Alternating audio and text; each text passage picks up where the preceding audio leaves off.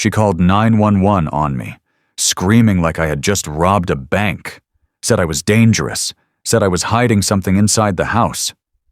What was I actually doing? Drinking coffee in my own living room. The reason for the call? Curtains. She didn't like the way they looked through the window, said they didn't match the community vibe.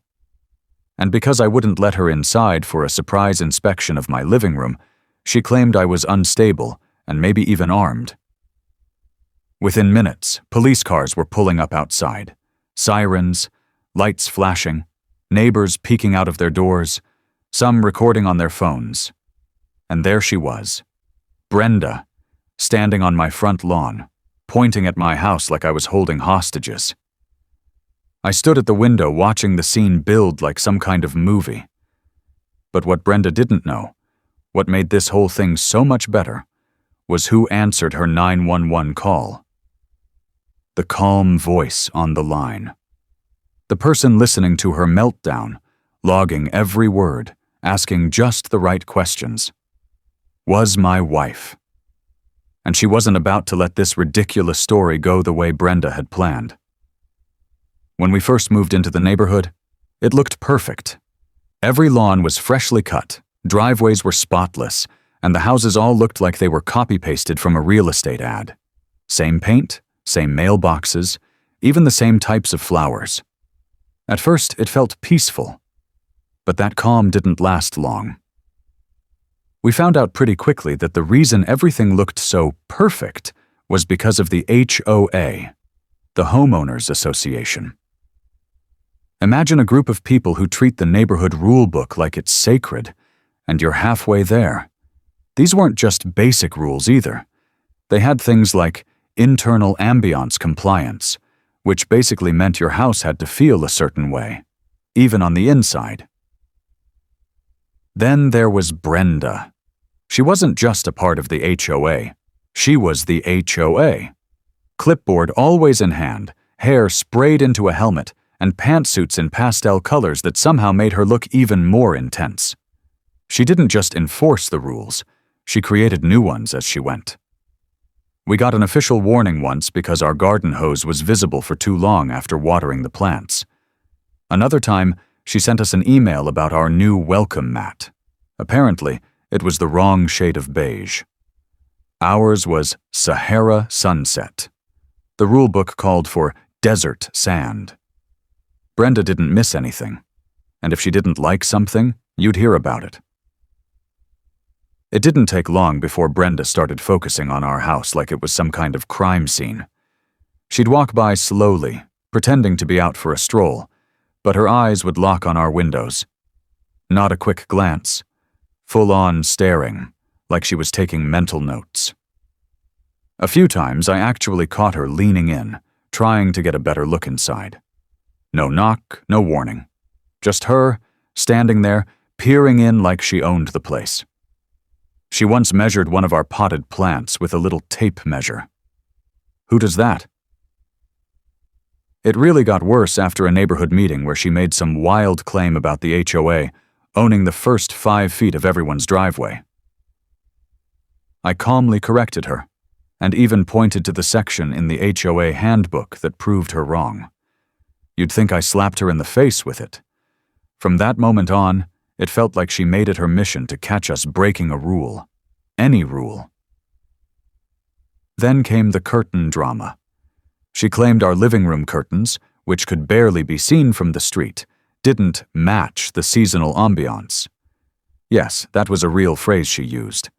Apparently, the warm beige tones we picked, Sahara Sunset, clashed with the approved fall aesthetic. I guess in her world, curtains are a serious threat to neighborhood harmony. How dare we decorate our own house in the wrong shade of cozy? It was a Tuesday morning.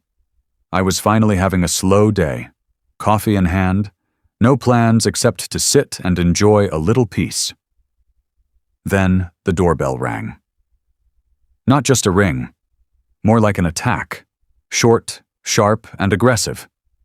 I peeked through the peephole, and of course, there she was. Brenda, clipboard ready, wearing this awful mint green pantsuit that somehow made her look even more intense than usual. Her mouth was already tight with purpose. I opened the door just a crack. "Brenda," I said, trying to sound neutral. "Can I help you? I'm here for your scheduled internal ambiance check," she snapped, already craning her neck to look past me into the house. "Scheduled by who?" I asked, still holding the door like a shield. "It was communicated verbally," she said, as if that counted for something. "You were informed." "I wasn't," I said, "and even if I was, I'm not letting you in." Her eyes narrowed. "Refusing entry to an HOA inspection is a serious violation, Mr. Harrison. You're being hostile and obstructive." I couldn't help but smirk. "Brenda, unless you have a warrant or can show me an actual rule that lets you walk into my living room and judge my curtains, this conversation is over. You're not coming in." She puffed up like a balloon about to pop. The threat in her voice was real now. "Then I'll have to call the authorities," she said. And I just stood there, coffee still in hand, and told her to go right ahead. Brenda didn't waste any time. She stormed off my porch like she was heading into battle, pulled out her phone, and called 911 right there on my lawn, loud enough for me to hear bits of it through the door. "He's threatening me," she said, her voice high and shaky. "He's acting aggressive. He might be armed." I actually laughed. I was still in my socks, holding coffee, and now apparently I was some kind of criminal mastermind hiding dangerous curtain rods. But here's where it gets good. The 911 dispatcher who answered Brenda's call? That was my wife, Sarah. Calm, steady, professional. The same voice that talks people through real emergencies. She recognized Brenda's name and address instantly. And while Brenda kept ranting and building up this imaginary danger, Sarah muted the mic for half a second just to quietly laugh. Then she got back to business. "Can you describe the threat, ma'am?"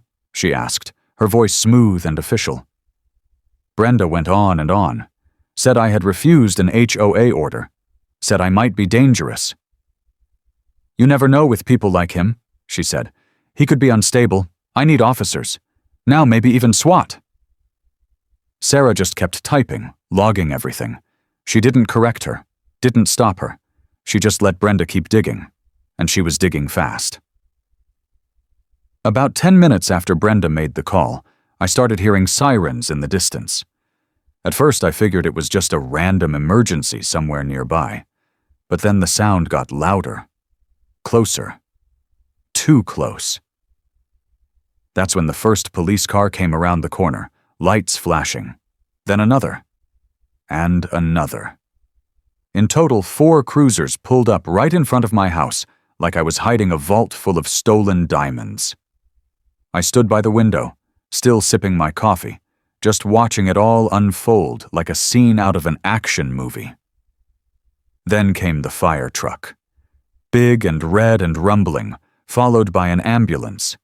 And then, just when I thought it couldn't get any more ridiculous, a helicopter flew in low, circling above, rattling the windows. A searchlight even flashed across my front yard for a second, as if I might be trying to sneak out dressed as a houseplant. Neighbors started coming outside, some in their pajamas, trying to figure out what on earth was happening.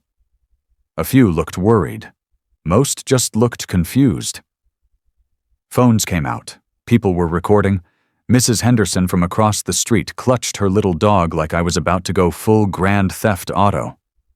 And there was Brenda, in the middle of the lawn, waving her arms like she was directing a rescue mission. "Secure the perimeter!" she shouted at an officer. I could almost hear the dramatic music playing in her head. Meanwhile, I just took another sip of coffee and leaned back. This was already better than anything on Netflix. After watching the madness from my window long enough, I figured it was time to end the show before someone actually broke down my door. I opened it slowly and stepped outside with my hands up. Not because I had to, but because, at this point, It felt like the right kind of dramatic. "I'm Mark Harrison," I said calmly. "I live here. Pretty sure I'm the guy you're looking for." A few officers stepped toward me, cautious but not tense. One of them asked if I was armed. I looked down at my coffee mug and said, "Just caffeine." Another officer glanced past me into the house and raised an eyebrow. "So, these curtain rod finials she mentioned, they're a threat?" he asked, trying hard not to smile.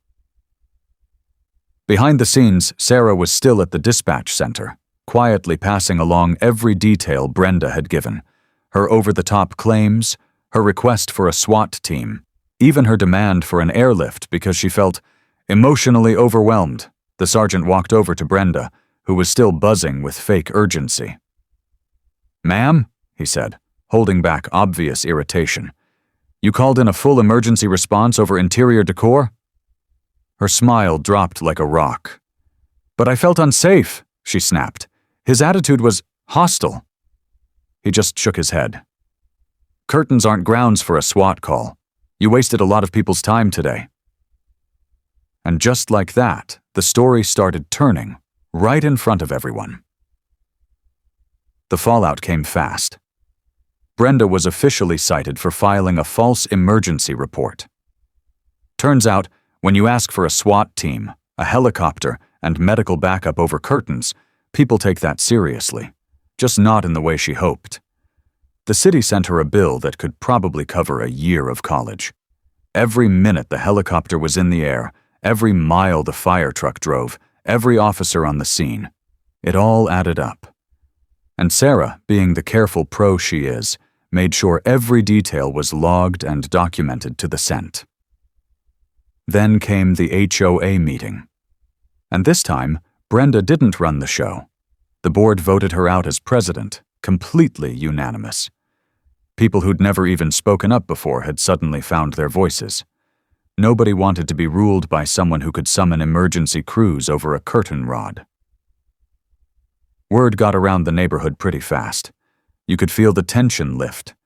People started opening their blinds again. One guy even repainted his front door a color that definitely wasn't HOA approved, just to celebrate. As for me, I didn't say much. I didn't need to.